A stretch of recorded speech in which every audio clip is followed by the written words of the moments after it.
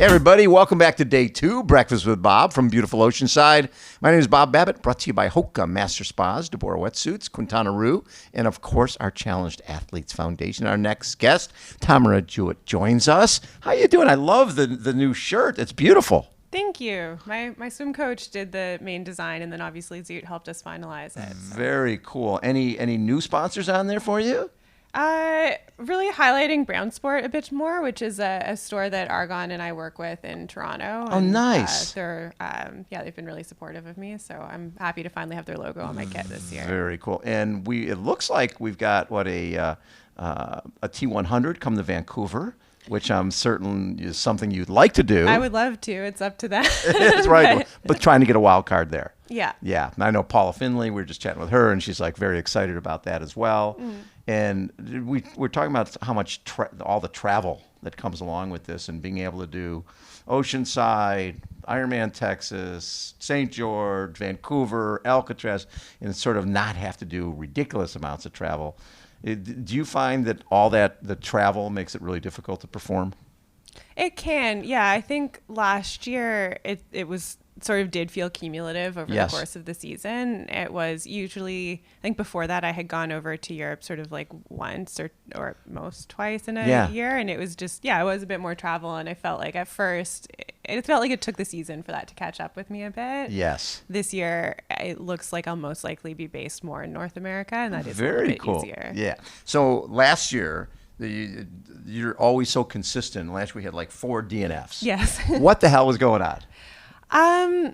I think I just went into the season not enthusiastic about some of the race formats, and like the T100 was really exciting. Like I'm glad that I tried it. But some of their courses I liked, and some of them it is a very different style of event from what I had been used to with mostly 70.3s, partly in the course design in some places with like a lot of really small loops. Which meant it's more criterium like, where you're in and out of the saddle and going hard all the time. And not even the style, but just the atmosphere is very different, and fewer athletes on course. Like in their events, the age group race is never combined with the pro race. Right. And I think, there are some quality of life things that are improved with that sometimes, but I think for me, just for my particular way that I came into the sport, that sort of age group component and community feel was a huge part of what attracted me to it. Exactly. And I felt that's a great point. that was really lacking for me. And that, that's just personal, like athlete to athlete. Right.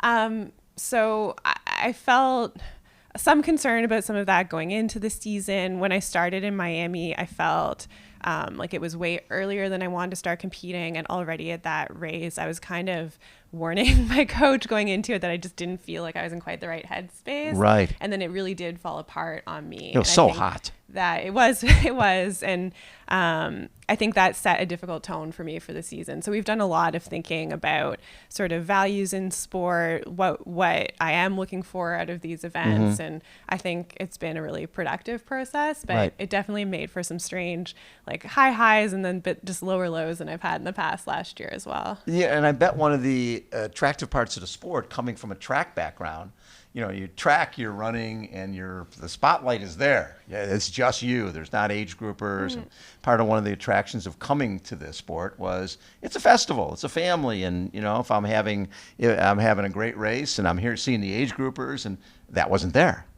Yeah, and I just really love that aspect. To me, it really enriches the whole activity. Absolutely. It makes it feel.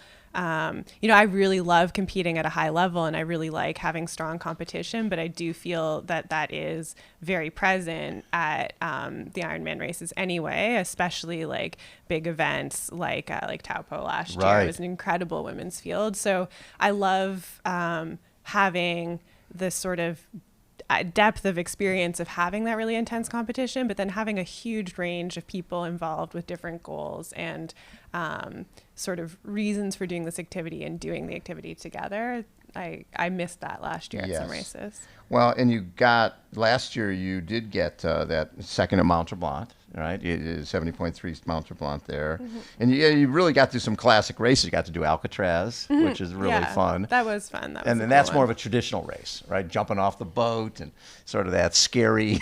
Makes that water so cold. I really did enjoy that experience. Yes. that was a cool event. Nice. Yeah.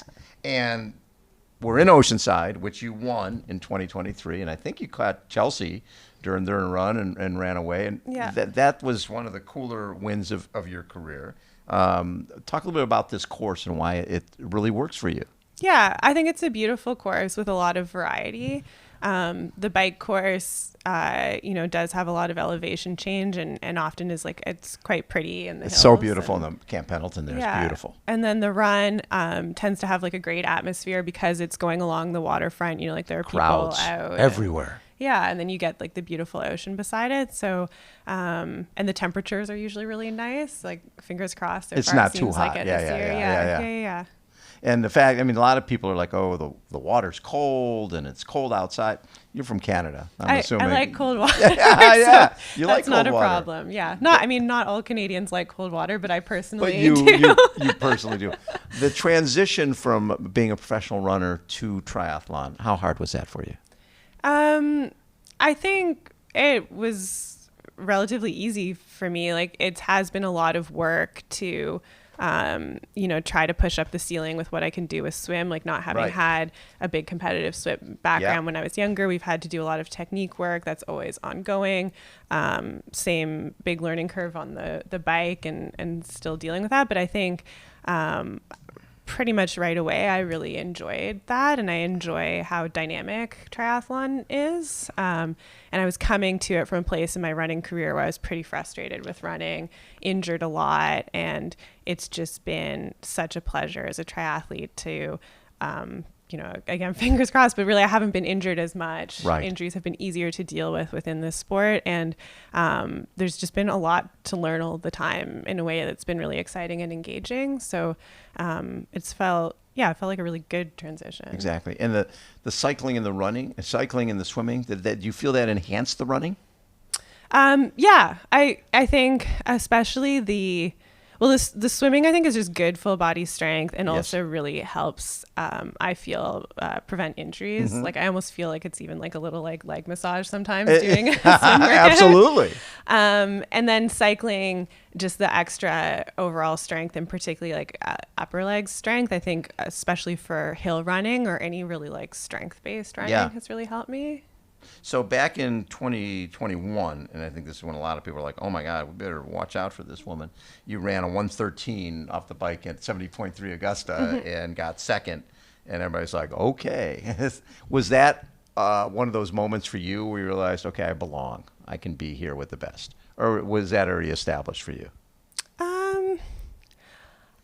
Because you'd won Timberman, right, that year, and you were 13th at the World, so you certainly were having a pretty banner season.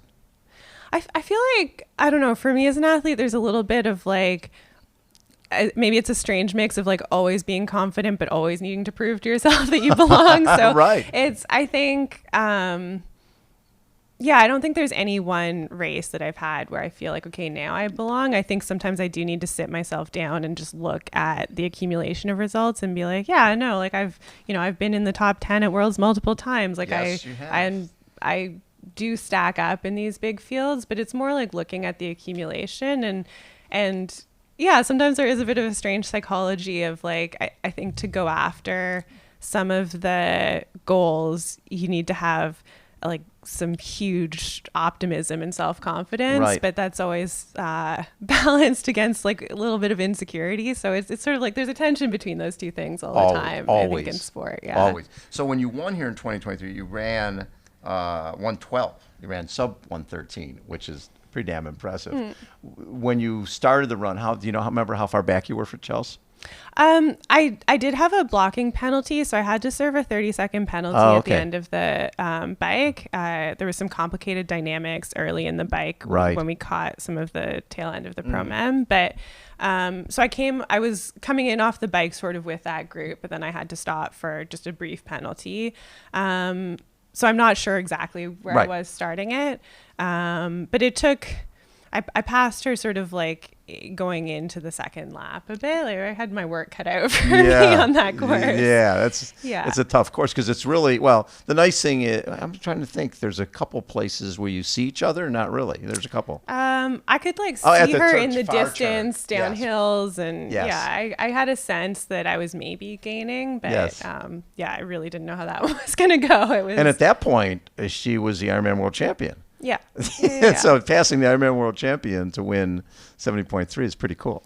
Yeah, it was a cool day for me, and it felt cool. I knew at the very end of the run, like I don't run with a watch, but I had someone like yell at me as I was going into the finish, something that indicated that basically the time was really good. Yes. So that was it was like a special feeling, a really good way to start that season. And what will your season be this year? We're still trying to figure out the rest of the season. My main goal for April is actually Ironman Texas, which will be the first time that I do a full distance Ironman.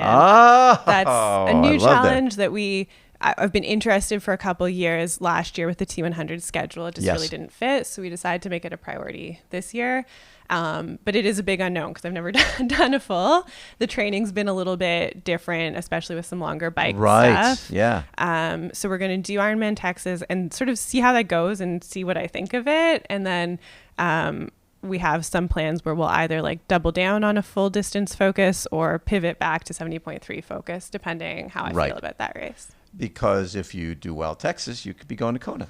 Yeah, like that would be wonderful. And that sort of changes the back end of the season because that becomes the goal. Yeah, and then if it doesn't go well enough to qualify for Kona, but I love it, then there's still opportunities to do like Lake Placid or something like else. That. Yeah, it's going to be so exciting to potentially have you in Kona this year. That really adds to the field. Yeah, we'll see. Now, it's a big new learning curve. Have you been over there for training camps or anything like that? I've never been to Hawaii. No, never been to Hawaii.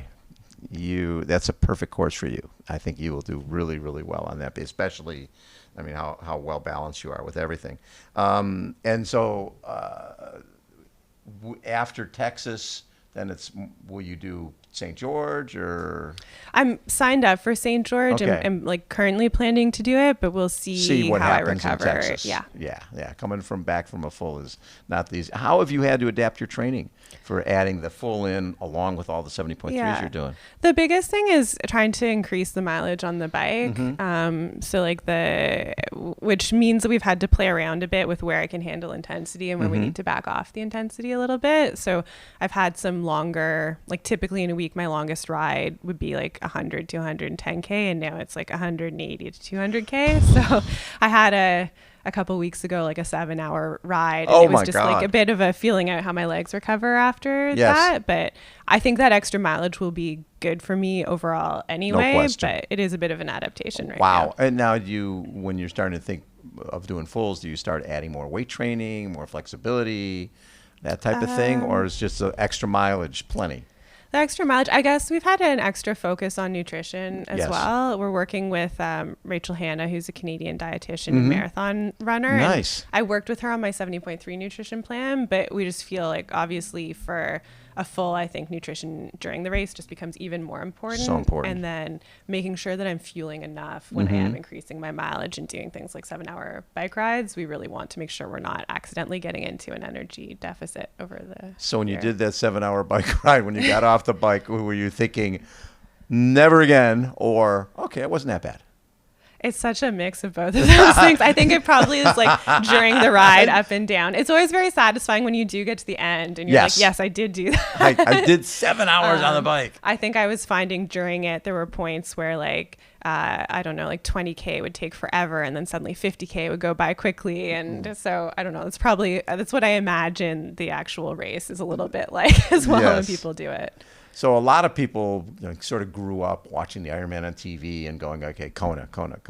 Was that you? Or you were more running focused? Yeah, no, I never really, like Ironman was very like peripherally something that I noticed. And whenever I looked at it, I was more like, it'd be cool to one day do this completely for fun at the end of my run career.